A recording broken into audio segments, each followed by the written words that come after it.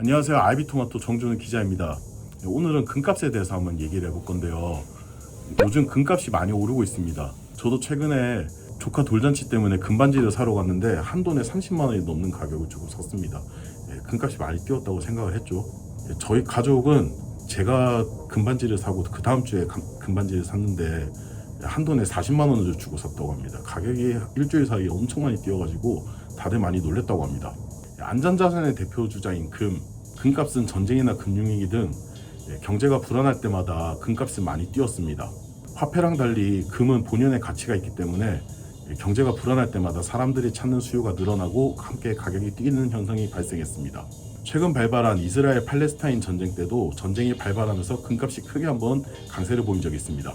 근데 금 가격의 특징을 보면 미국의 금리와 반대 방향으로 가는 것을 알 수가 있습니다. 이게 금리가 내리면서 화폐 가치가 떨어지면 상대적으로 금을 찾는 수요가 늘어나기 때문에 서로 가격이 반대되는 현상이 나타나는 겁니다. 이 현상은 동시에 나타날 수도 있고 시차를 두고 나타날 수도 있는데 주로 시차를 두고 많이 나타나는 편입니다. 금값은 2008년 글로벌 금융위기 이후에 가격이 크게 오릅니다. 2006년 당시 연준의 기준금리가 5.25%였는데 이후 글로벌 금융위기가 발생하면서 연준은 기준금리를 0.25%까지 내립니다. 이후 금값이 저금리에 지속적으로 오르면서 온스당 1900달러를 넘어갑니다. 2011년에 온스당 1900달러를 넘어섰는데 이때가 그 당시 사상 최고가 금값이었습니다. 2014년부터 2016년까지 금값이 다시 한 번 더 약세를 보입니다.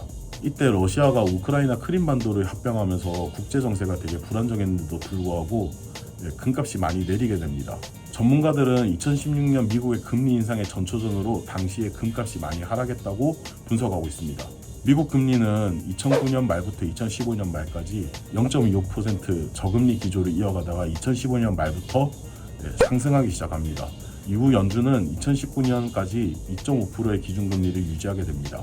이후 2020년 코로나19가 발생하면서 연준은 다시 0.25%로 기준금리를 낮춥니다. 이때부터 금값이 본격적으로 상승하기 시작합니다.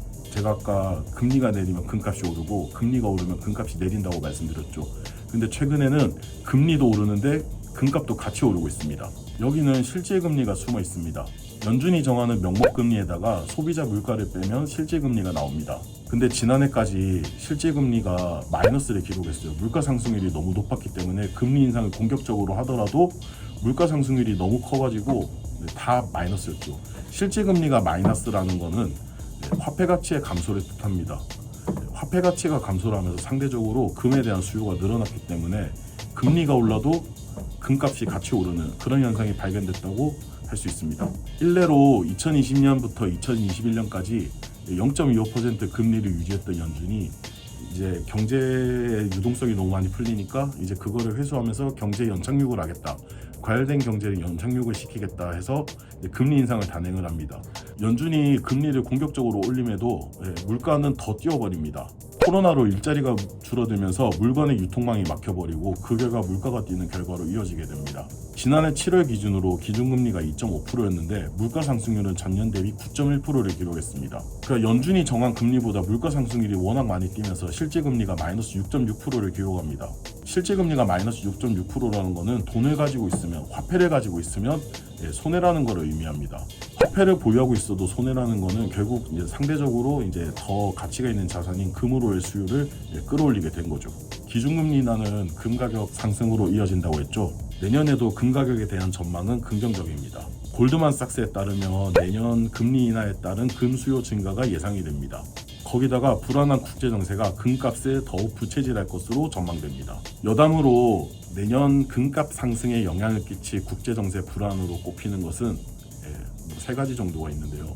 첫 번째, 트럼프 대통령의 미 대선 재도전. 둘째, 중국과 대만의 갈등. 셋째, 인도, 중국 등 중앙은행의 금 매입 수요가 변수가 될 것으로 보입니다. 여러분은 내년 금값이 어떻게 될 거라고 생각하시나요? 골드만삭스의 예상처럼 내년에 금값이 오를 거라고 예상하시나요? 지금까지 아이비토마토 정준우였습니다. 감사합니다.